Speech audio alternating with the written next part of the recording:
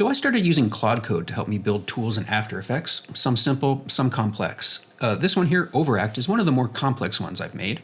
I put it on aescripts, link in the description, and it's actually selling better than I expected. So since this is my After Effects YouTube channel, I figured I would share the tutorial I made for it here as well.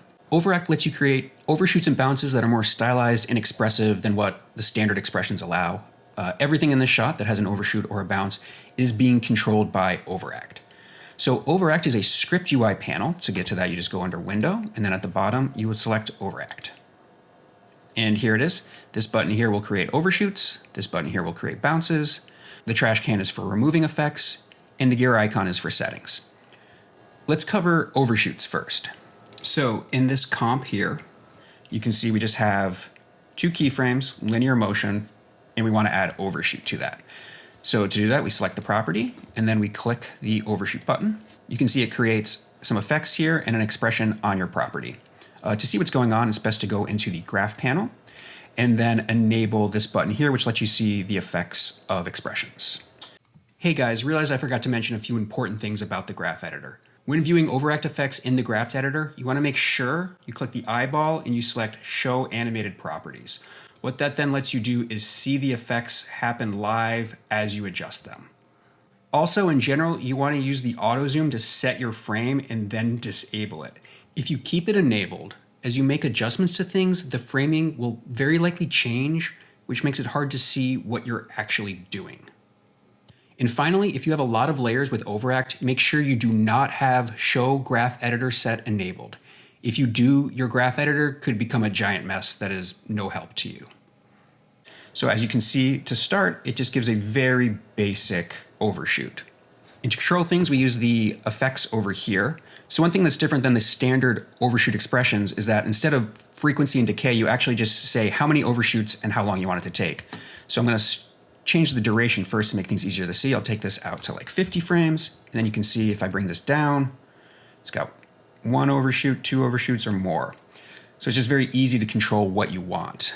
So for this, I'll go 5, and I'll say it should take 35 frames. And now we have still a pretty standard overshoot, but it has the numbers that we want. The next thing you control is amplitude, which controls the strength of your overshoots overall. So bringing that up makes them stronger. Bringing it down makes it weaker. And for mine, I'm going to give it a lot of amplitude, so I'm going to go up to like 100. Then the next control here is dampen, and what this does is it lets you control the later overshoots. So the first one stays the same, but then your later ones you can make bigger or smaller. Sometimes bigger is cool, you can get bigger motion, but in general, I usually go smaller with this. So I'll take this down to like 90. So now we have a bigger first overshoot and then smaller secondary ones. The next controller here is called Final Settle. And to really show this off, I'm going to take off the dampen. Or in fact, maybe I'll just make the dampen negative so it's even bigger. Now, Final Settle just controls the last little bit of it, and it lets you give a slower movement to that. Because if you have a lot of amplitude or negative dampen, it just stops very abruptly. And what Final Settle does, if you drag it out, you can see it actually makes just the Final Settle last longer to give you a smoother end. And then you can dial that in to give you a feel that you want. So I'm gonna move my dampen back to 90, and I'll give a Final Settle of like 120.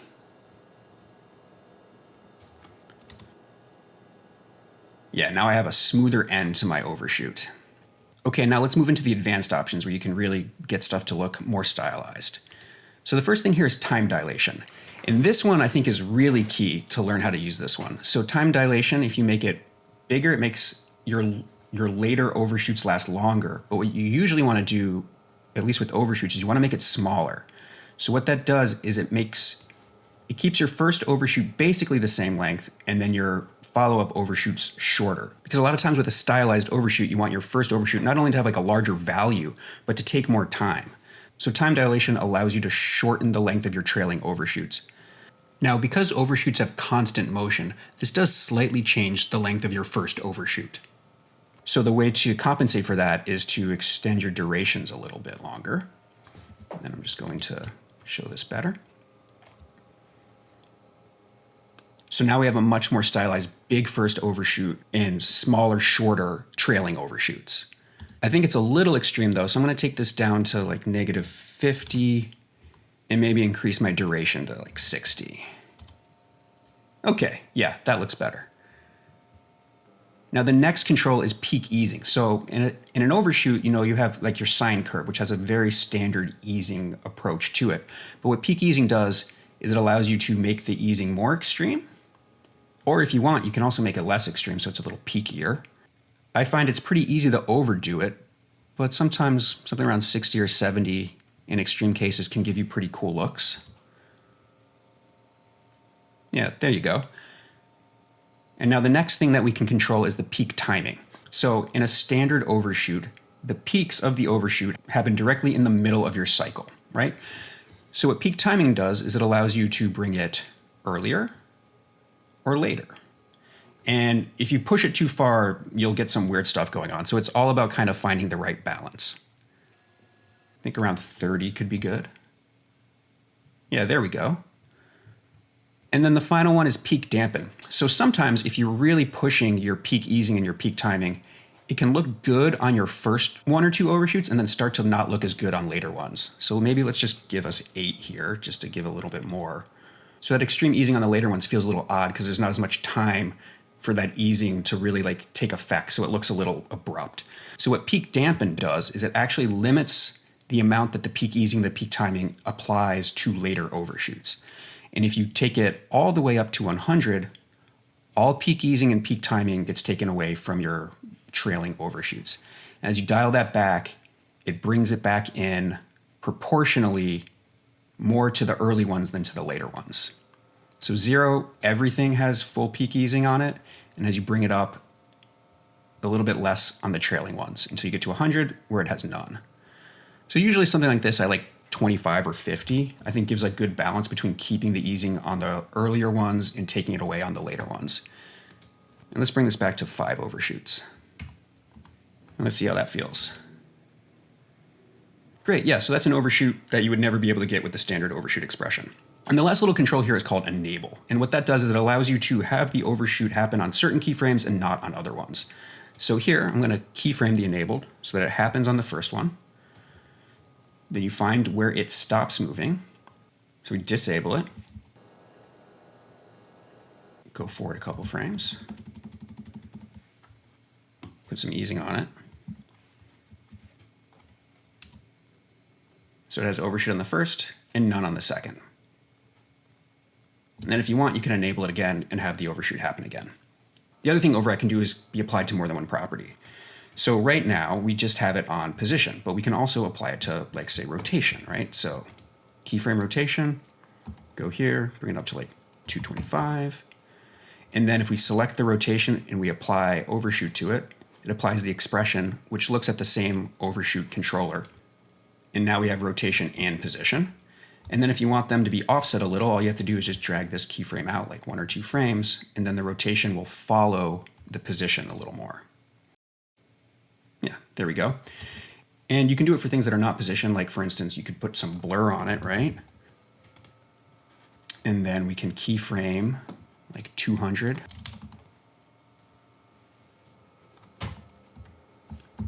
Down to 0. And then apply overshoot to that as well. And then maybe we drag this in between the other two. And now you have all 3 of these properties being controlled by the same overshoot, but by changing where the keyframes are, you can slightly offset the overshoot animations themselves. Next, let's go over bounce. It basically works the same way, slightly different controllers, but the same basic property. So here we have just the keyframes of it moving down. Select it, select bounce. Go into the graph editor, enable the expressions. Generally what I also like to do is I like to click the magnifying to get a good zoom and then unclick it so that it stays generally where I want it to be. And here it's the same thing, right? So number of bounces, you can bring them up or down.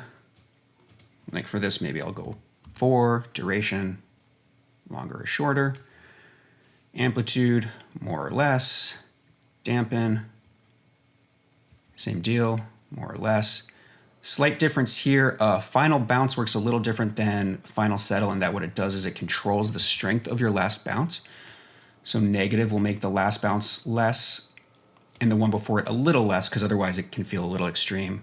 This is good, especially when you have fewer bounces. Like if you only have 3 bounces, the final bounce, if you have nothing on it, can feel pretty, like it doesn't feel like it would end there, right?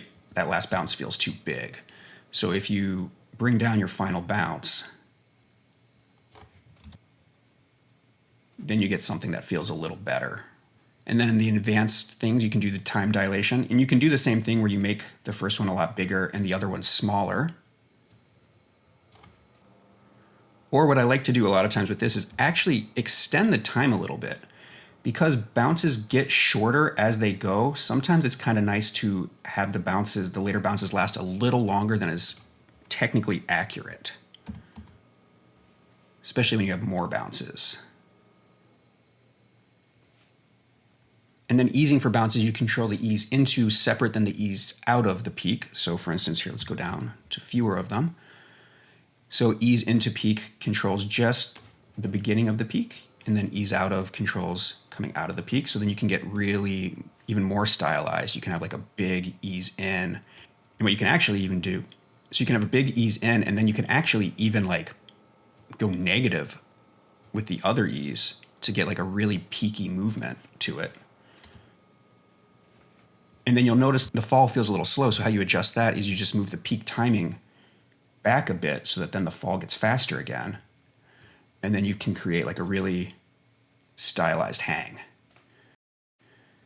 And then peak dampen works the same way. As you increase the number, the amount of peak easing and peak timing changes on your later bounces. So yeah, again, usually something around 50 I think feels nice. Yeah, there we go. So that's like a nice stylized bounce you couldn't get with a regular expression.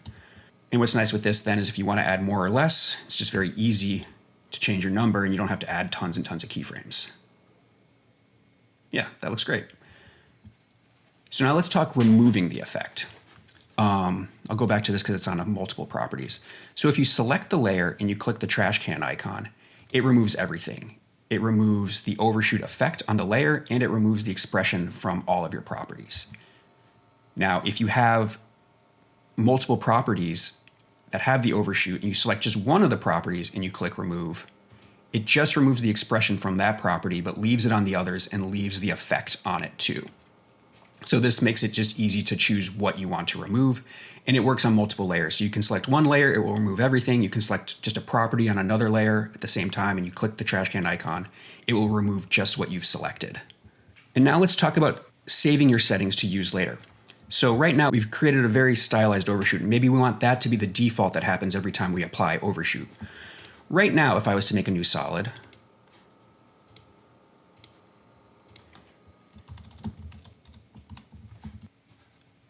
and apply overshoot to it, the values are going to be a default that just comes out of the box. And if you want to see what that is, you can click into the settings, and then for overshoots and bounces, whatever is in this drop down here is what is going to be used. So if you haven't done anything yet, it's just going to use the standard one.